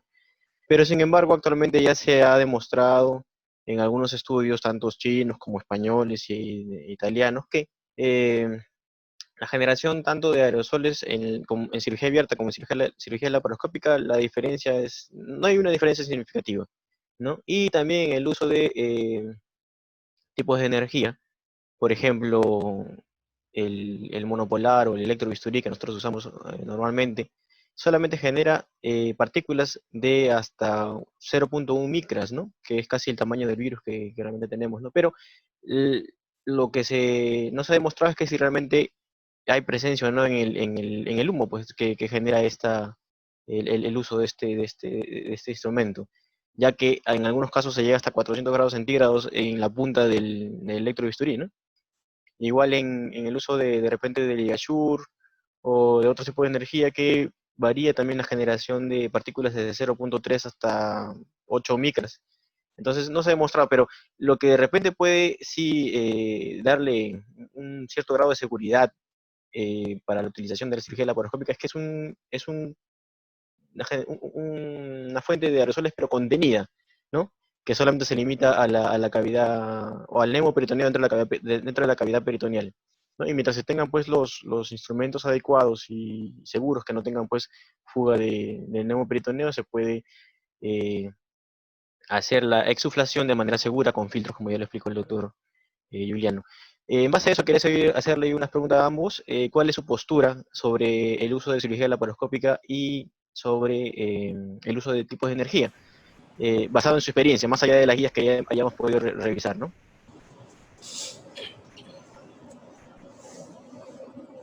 A ver, nosotros, como le digo, en la práctica privada estamos haciendo ya la laparoscopía, pero es porque tenemos los filtros, ¿no? O sea, sin embargo, si hablamos del paciente, realmente si tenemos un paciente con una peritonitis, de hecho que le va a ir mucho mejor con la laparoscopia, ¿no? ¿Qué estamos haciendo para poder nosotros, digamos, eh, suplir esto o ayudarlo más al paciente? Estamos irrigando, por ejemplo, en la cirugía abierta con sondas, ¿no? Una sonda Foley de 14, 16, la mandamos a todos los cuadrantes y podemos lavar de esa manera para tratar de lavar mejor esa cavidad, ¿no? Sin embargo, nos exponemos porque las EPP que estamos recibiendo son delgadas y si fuga agua afuera, igual el EPP no contiene el agua, ¿no? Entonces, si nos libramos de la aerolización, no nos libramos de la contaminación directa, ¿no? Por los fluidos. Entonces, tenemos que a veces usar 2 mandilones, etcétera, para tratar de prevenir la contaminación. Definitivamente hacer la laparoscopía es mucho mejor para el paciente y si tenemos las condiciones de poder hacerla de manera segura, yo creo que sí debemos hacerlo, ¿no? Doctor Juliano. Sí, de acuerdo con Nancy, ¿no? Hemos tenido la experiencia de dos instituciones, ¿no? La institución privada en la que nos dieron filtros para cirugía laparoscópica, en la que durante todo el tiempo transcurrido hemos usado laparoscopía, ¿no? Después de haber usado estos 3 meses de cirugía laparoscópica, hemos tenido la suerte de que a pesar de que los cirujanos tenemos todos práctica dual, es decir, trabajamos en más de 2 sitios, ninguno, a Dios gracias, estaba haciendo la laparoscopía, ¿no? Y hemos tenido pacientes COVID, ¿no? En cambio, en el hospital sí hemos resistido la laparoscopía, pero más que todo porque no, el hospital ahora gasta todos sus recursos en los personal, máscaras, lentes, batas, ¿no? Para la atención de los pacientes COVID, que son como 250, 300 pacientes, ¿no? Y todavía no se ha implementado los filtros de CO2, ¿no? Entonces, yo creo que eso es lo que está pendiente, ¿no? Mientras se use los filtros de CO2 y mientras se use los equipos de protección personal adecuados, creo que la laparoscopía va a brindar seguridad para el cirujano y también para el paciente, ¿no? Okay. Gracias, doctor. Aquí me hacen llegar algunas preguntas. Como bien nosotros pues no somos ajenos y no somos un equipo solitario en sala de operaciones, sino que en nuestro equipo tenemos pues o trabajamos de la mano con enfermeras, anestesiólogos, ¿no? Nos hacen llegar en base a nuestras guías, o claro, nuestras guías, ¿qué consideraciones tienen o tenemos o recomendaciones para anestesiología? Sé que ellos ya tienen algunas ya guías, ¿no? Internacionales de sus sociedades, ¿no? Pero desde el punto de vista quirúrgico, nosotros algunas recomendaciones les podemos ofrecer. Yo creo que lo que está recomendado es de que en el momento de la intubación esté el menor número posible de personal dentro de sala de operaciones, ¿no? Entonces, debería estar el anestesiólogo, la enfermera que lo asiste a la anestesia, sobre todo en el momento de la intubación. Y lo que recomiendan las guías pues, es 10 a 15 minutos después que debería ingresar recién el equipo quirúrgico, el equipo de instrumentación, ¿no? Para evitar ese momento de la aerolización, ¿no? Durante la intubación. El anestesiólogo tiene que protegerse con una protección similar a la del cirujano y hasta más, creo, ¿no? Porque directamente tiene contacto con la vía aérea, ¿no? Y ellos han ideado, pues, algunas pantallas, ¿no? Unas cajas transparentes, la intubación no directa viendo la laringe, sino la intubación a través de equipos endoscópicos, ¿no? Entonces, todo eso va a ayudar a minimizar riesgos para el contagio del anestesiólogo, ¿no? Como cirujanos, lo que debemos hacer también es, como lo dicen las guías, evitar procedimientos. Si hay procedimientos que podemos hacer con anestesia regional y que podemos evitar que el paciente se intube, es lo mejor, ¿no? O sea, si tuviésemos un paciente COVID con una hemorroides trombosada, la anestesia ideal no es intubarlo al paciente y una anestesia general, sino es una anestesia regional para manejar esa hemorroide trombosada, se evita la intubación del paciente, ¿no? Entonces, más o menos por ahí irían las recomendaciones. Bueno. ¿Otra pregunta? ¿Otra? ¿Otra, Nancy? ¿Alguna recomendación? En el caso nuestro es similar a lo que ha hecho el doctor Gordon, ¿no? Y lo más importante con anestesiología es siempre conversar sobre el paciente en sí, porque tenemos pacientes, sobre todo los neonatos, los prematuros, que a veces tenemos problemas con el uso de las máquinas de anestesia que no son las adecuadas y que tenemos que estar esperando que se consiga la máquina de anestesia para ese tipo de pacientes, ¿no? O los insumos que pues a veces no están del todo disponibles. Esos son digamos, las cosas que tenemos que coordinar con ellos siempre. Por lo demás, sus protocolos de ellos están bien establecidos en cuanto al manejo de estos pacientes. Okay, gracias, doctor. Otra pregunta que me hacen llegar es, según los estudios que hemos podido pues, revisar, ¿a qué se debe la mayor mortalidad de pacientes postquirúrgicos cuando se trata de pacientes con coronavirus? Creo que la mayoría de estudios que yo he podido leer pues, es por las complicaciones respiratorias, ¿no? ¿Ustedes, doctores? Así es. Sí. Otro es, si el diagnóstico se hace en un paciente ya en el postoperatorio, ya pasado, de coronavirus, ¿qué se debe hacer con ese paciente? ¿Dónde se le debe manejar? ¿Y qué se hace con la sala de operaciones en caso haya sido operado en una sala para pacientes no COVID, ¿no? ¿Alguna postura? Acá se hace el manejo diferenciado, ¿no? En las salas COVID, ¿qué pasa? Cuando se opera un paciente, luego la desinfectan, la fumigan, se esperan 3 horas para pasar a la siguiente cirugía.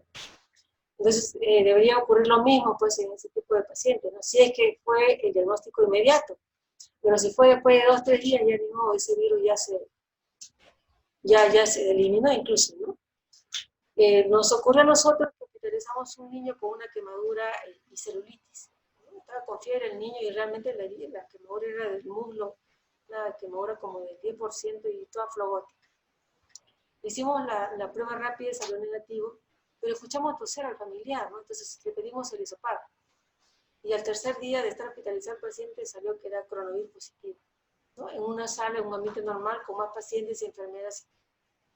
Entonces en ese momento tuvimos que pasarlo al ambiente de COVID. Pero ya pues había pasado mucho entre eso. Claro. Doctor. Sí, de acuerdo con Nancy en que si uno diagnostica en el piso de hospitalización, en el postoperatorio, un paciente con COVID nos ha pasado, lo que hay que hacer es pasarlo al paciente a una zona de hospitalización COVID, ¿no? A una zona COVID, ¿no? Durante la espera, porque a ver, no es que haya camas disponibles, lo que hay que hacer es aislar a ese paciente, colocarle una máscara, ¿no? al paciente. El equipo de salud que entre a esa habitación tiene que estar protegido como para paciente COVID, ¿no? Máscara facial o lentes, bata, uso de guantes, si es que va a manipular al paciente, ¿no? Y lo que corresponde es, una vez transferido el paciente a una zona COVID, es el ambiente en el que estuvo el paciente, que entre en un periodo de desinfección, ¿no? Para luego habilitarlo para una hospitalización posterior de un paciente no COVID, ¿no? A ver, otra pregunta es, de repente en sus hospitales, si un si un miembro del equipo quirúrgico que estuvo en una operación con nosotros se infecta con COVID, ¿cuál es el procedimiento que se ha llevado a cabo para ese tipo de contactos? ¿Tienen algún protocolo para ello? Si se confirma que un miembro del equipo quirúrgico de ese día estaba contaminado con COVID, ¿no? Sí. Yo mostré en la exposición que había una directiva, ¿no? Para el personal de salud. Esa fue una de las primeras directivas que salió en el hospital, ¿no? Y justamente era porque se preveía que iban a suceder estos casos, ¿no? O sea, lo primero que hay que hacer es definir el concepto de contacto. O sea, contacto es aquel personal de salud que ha estado, como su nombre lo dice, en contacto con otro personal de salud o con un paciente COVID, ¿no? Sin protección personal, sin máscara.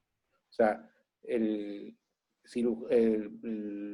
colega, el médico, se sienta a comer conmigo a menos de 1 metro de distancia, él sin máscara y yo sin máscara, y a los 2 días yo o el compañero somos diagnosticados de COVID, eso es un contacto. Entonces, dadas las circunstancias de nuestro país y las directivas del Ministerio de Salud, en el personal de salud no debería existir esa situación, porque todos tenemos claro que todos tenemos que estar con nuestra mascarilla facial y con nuestros lentes, o con nuestra mascarilla, con nuestros lentes o con nuestra máscara facial, ¿correcto? Entonces, en verdad, no debería haber eso, ¿no? Si yo he estado operando en sala de operaciones, 2 días después el cirujano al que le ayudé o mi ayudante sale positivo a COVID, yo no soy un contacto de él, porque yo he estado en todo momento con protección personal y él con protección personal, o sea, ambos con protección personal, con lentes y con máscara. Sí es cierto que lo que deberíamos hacer es eso, reportar. Todas las instituciones tienen una oficina, un departamento de seguridad, de salud en el trabajo, y semanalmente o quincenalmente hacernos una prueba rápida, pero no es que hayamos sido contactos, ¿no? Si es que ha sucedido también, ¿no? Que hay personal que ha reconocido, no, sí, yo estuve en contacto con este colega que ha salido COVID y que yo almorzando, yo estuve sin máscara, él sin máscara, entonces ahí sí procede un aislamiento preventivo que va entre 5 a 7 días, junto con una prueba molecular, idealmente, ¿no? Pero nuevamente el mensaje, y este no es un mensaje para los cirujanos nada más, sino es lo que nos repiten en el hospital, la oficina de epidemiología, ¿no? O sea, en senso estricto, no debería haber contactos dentro del hospital, porque se supone que todos dentro del hospital estamos en forma permanente, con máscara y con protección ocular, ¿no? Así como la ven a la doctora Nancy, ¿no? Nancy está dentro del hospital ahora exponiendo, y está con su máscara y tal, con sus lentes, ¿no? Porque eso es lo que corresponde, ¿no? En ningún momento uno tiene que dejar de tomar en cuenta esas prevenciones, ¿no? Similar ocurre en el hospital. Hay una oficina de salud ocupacional que se encarga del manejo del personal, ¿no? Si hay un personal positivo, como ocurrió en el caso nuestro, a todo el equipo nos hicieron la prueba rápida. Y luego, al 7º día del contacto, también se nos hizo la prueba rápida, ¿no? Para verificar que no hayamos sido contaminados. Y bueno, felizmente todos salimos bien, ¿no? Pero, como dice Juliano, a la persona que está en contacto directamente sin mascarilla, le dan 7 días de un periodo de observación por haber sido contacto. Gracias, doctor. A ver, unas preguntas más. Si un paciente que está hospitalizado en una unidad de cuidados intensivos para COVID requiere cirugía, ¿cuál es la conducta o cuál es el protocolo que han implementado? ¿Vista algo de lo ya expuesto o tienen algunas consideraciones especiales para eso? Bueno, en primer lugar, los pacientes, luego del diagnóstico, se les programa sala y en la sala COVID. Y en esa sala COVID serán los encargados de darnos todo el EPP necesario para poder operar a ese paciente. Y bueno, al familiar se le comunica el estado de salud del niño, del paciente, de qué se va a operar, cuál puede ser su posible evolución, y ya no lo recibimos más tampoco. Todas las evoluciones posteriores a la cirugía se le informan vía telefónica al familiar. Y ese es el manejo. Se le llama luego cuando el paciente está de alta.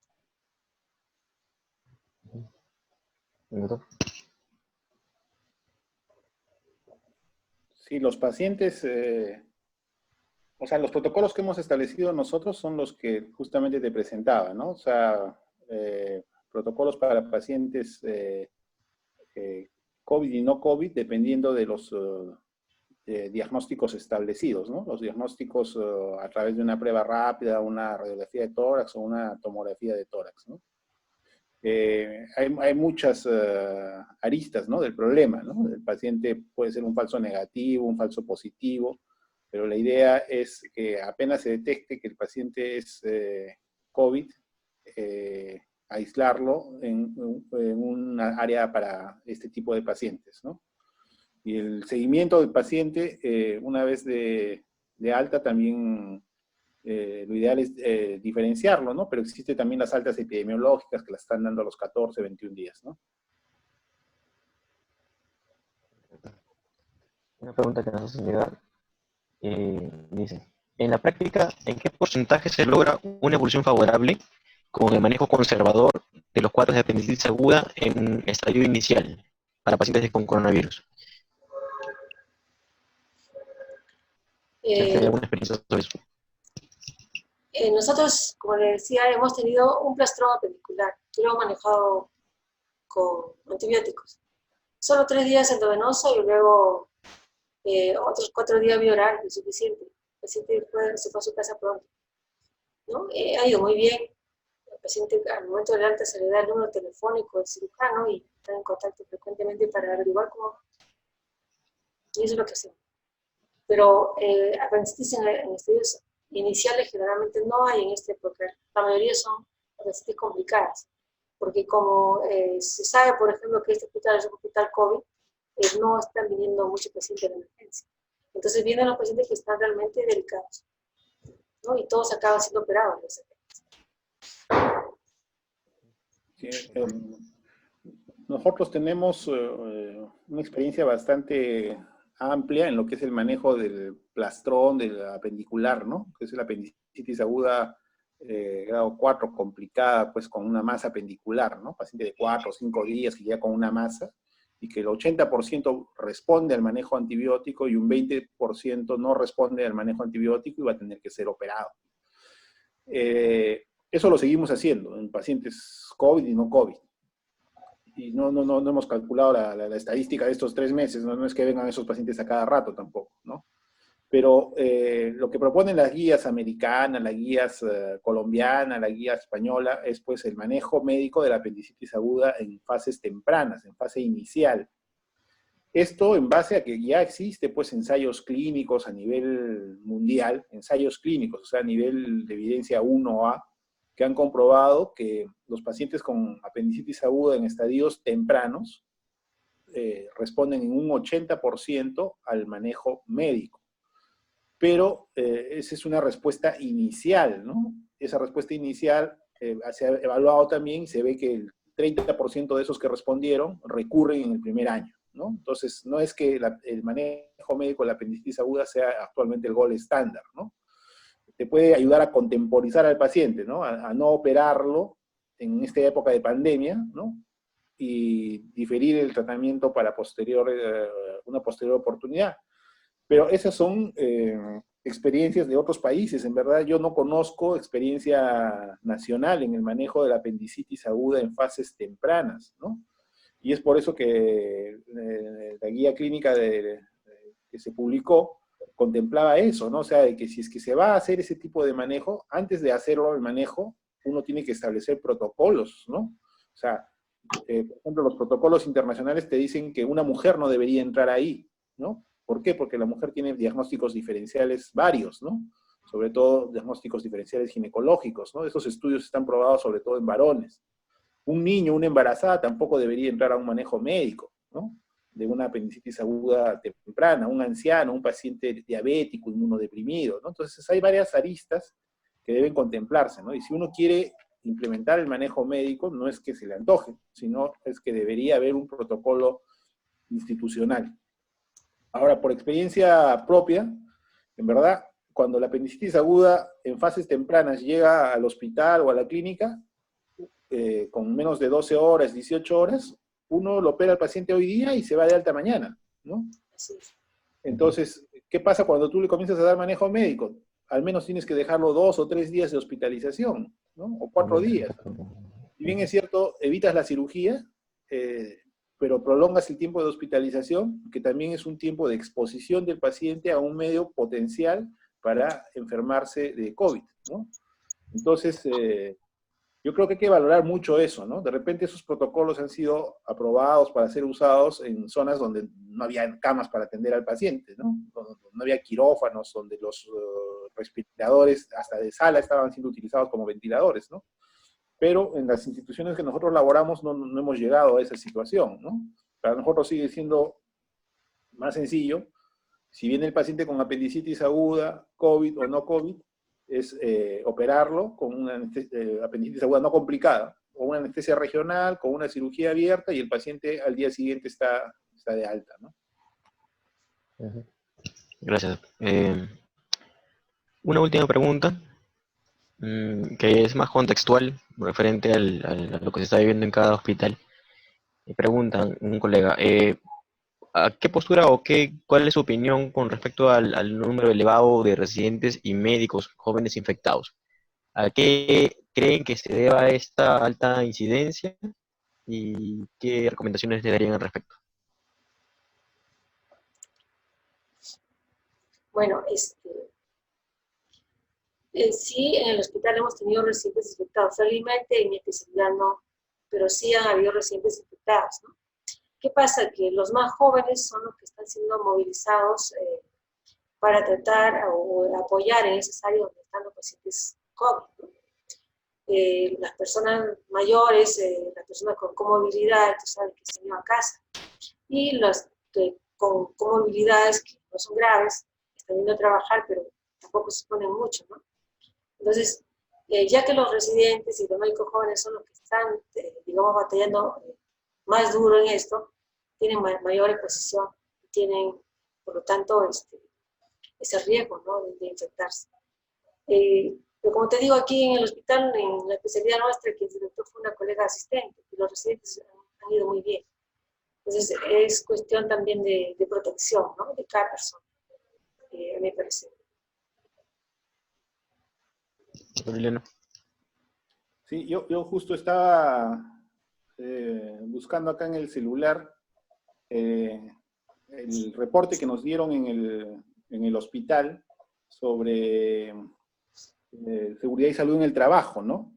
En nuestro hospital, el personal de salud, no tengo el dato a la mano, se infectó menos del 5%, ¿no? Del total del personal de salud, ¿no? A Dios, gracias de médicos, no hemos tenido personal fallecido, ¿no? Ha habido residentes, ha habido asistentes. En cirugía hemos tenido uno de los asistentes del departamento en ventilación mecánica, pero a Dios gracias ha salido, ¿no? Entonces, ¿a qué se debe el contagio, ¿no? Yo creo que tenemos que valorar varios puntos, ¿no? Uno es equipo de protección personal. Hay que tratar de usar el mejor equipo de protección personal posible. Dos es, mientras más estemos expuestos a actividad de atención de pacientes, más posibilidad de infectarnos tenemos. Y lastimosamente, nosotros como médicos tenemos, como lo dije en exposición, una práctica dual. Entonces, tenemos colegas que trabajan en 2 hospitales, ¿no? Aparte en una clínica, ¿no? Nosotros mismos hacemos esa práctica, creo, ¿no? Entonces, trabajas 150 horas en uno, 150 horas en otro, entras a sala de operaciones a operar en una clínica o en otra clínica, entonces tú vas sumando horas de vuelo y te expones más, ¿ok? Entonces, un factor es el equipo de protección personal inadecuado. Yo creo que está en nuestras manos exigir el equipo de protección personal adecuado para evitar eso. Dos, la práctica que tenemos en varios centros de labor, eso también es un factor de exposición, ¿no? Que también tenemos que tomar y valorar, ¿no? Darle bastante importancia, porque eso nos puede exponer a mayor contagio, ¿no? Tres es prácticas que a veces no debemos realizar, pues, ¿no? O sea, a ver, a veces nos retiramos el equipo de protección personal y no hacemos la disposición adecuada, ¿no? La dejamos en el vestidor de sala de operaciones, la dejamos tirada por acá. Creo que todos somos cirujanos, ¿no? Y a veces estamos acostumbrados a entrar al vestidor y dejar la ropa tirada, y eso está pasando ahora, ¿no? Entonces eso hay que corregirlo también, ¿no? Porque esa disposición inadecuada del equipo de protección personal también juega en contra de nosotros. O sea, hay que tener mucho cuidado en eso, ¿no? Todos esos factores creo que no hay una sola explicación, ¿no? Pero sí es cierto, pues, que es una situación a la que estamos expuestos, ¿no? Claro. Sí, yo también opino lo mismo. En los hospitales se ha visto justamente que uno de los motivos ha sido ese, ¿no? La mala disposición de los EPP, ¿no? Tanto en el retiro como la disposición luego de su utilización, ¿no? Y justamente ahí se cometen la mayoría de errores para uno contaminarse. A ver, vamos a corroborar que no haya más preguntas. Me parece que ya no hay más preguntas. Para agregar, nuevamente felicitarlos a ustedes, los autores, ponentes, por sus brillantes exposiciones. Un gusto volvernos a reencontrar, aunque sea por este medio. Agradecerles a la sociedad, ¿no? Por hacernos partícipes y participar en este simposio organizado por el Consejo Regional de Ica. Agradecerle nuevamente al doctor Julio Torres Chan y al doctor Franco Mío, quien nos ha dado pues este escenario para poder comunicarnos con todos nuestros colegiados. Hablo en nombre del Colegio Médico y a todos nuestros miembros de la filial, porque también algunos están participando por este medio, ¿no? Le dejo a ustedes para las palabras finales a ver quién nos pueden decir. Gracias. Bueno, de mi parte, felicitarlos porque estamos volviendo a retomar estas actividades que bien, si bien es cierto, sirven pues para reencontrarnos de esta manera, podernos saber que estamos bien y bueno, felicitarnos también porque estamos haciendo bien las cosas, ¿no? Y a los colegas que nos están viendo, siempre las recomendaciones necesarias para tratar de evitar contaminar. Nuevamente, Adrián, te felicito y muchas gracias al Colegio Regional 9 de Ica por la invitación. Gracias, hasta pronto. Gracias. Doctor. Sí, de nuestra parte, al auditorio que ha asistido a esta exposición, agradecerles por su tiempo, esperemos haber satisfecho algunas de sus preguntas, algunas de sus dudas. Igual quedamos abiertos a cualquier consulta en el Colegio Médico de Ica, donde tuvimos la experiencia reciente de la jornada en el mes de febrero. Están los datos de la Sociedad Peruana de Cirugía Endoscópica, nuestros datos, y nosotros estamos abiertos a cualquier consulta que puedan ustedes realizarnos, en el sentido de poder absolverlas o aprender de ustedes también, porque en este tema específico del COVID nadie tiene la verdad. Yo creo que las experiencias de cada uno de nosotros van a sumar y van a ser al final la evidencia, ¿no? Por un lado eso. Por otro lado, Adrián, a ti agradecerte siempre por la participación, por la invitación a estos eventos. A nosotros nos complace y es un honor participar en ellos. Y al Consejo Regional 9 de Ica, agradecerle también por la deferencia en poder participar con ustedes, al doctor Julio Torres, al doctor Franco Mío. Muchas gracias por la invitación. Estamos abiertos a cualquier tipo de colaboración. Creo que este medio nos favorece ahora, no tenemos que estar presencialmente. Antes, para las sesiones, recordarás, Adrián, teníamos que salir de acá al mediodía con el doctor Chiroque, con el doctor Stanley Aliaga, con Nancy, llegar allá al colegio médico a las 5 o 6 de la tarde, ¿no? Y preparar las sesiones habituales que hacíamos de la Sociedad Peruana de Cirugía Endoscópica en Ica, ¿no? Y de ahí ir a cenar, y a las 12 de la noche nos regresábamos a Lima para llegar acá a las 4 o 5 de la mañana y estar laborando, ¿no? Y esa era nuestra ruta, ¿no? De cada mes o cada 2 meses, ¿no? Nos turnábamos. Hoy por hoy, pues, este medio nos ayuda a contactarnos, ¿no? Gracias, Muchas doctor. gracias. Bueno, una vez más agradecerles y pues quedamos para otra oportunidad. Entonces, muchas gracias. Gracias a Buenas noches. ustedes, cuídense mucho. Buenas. Muchas gracias. Gracias. Gracias.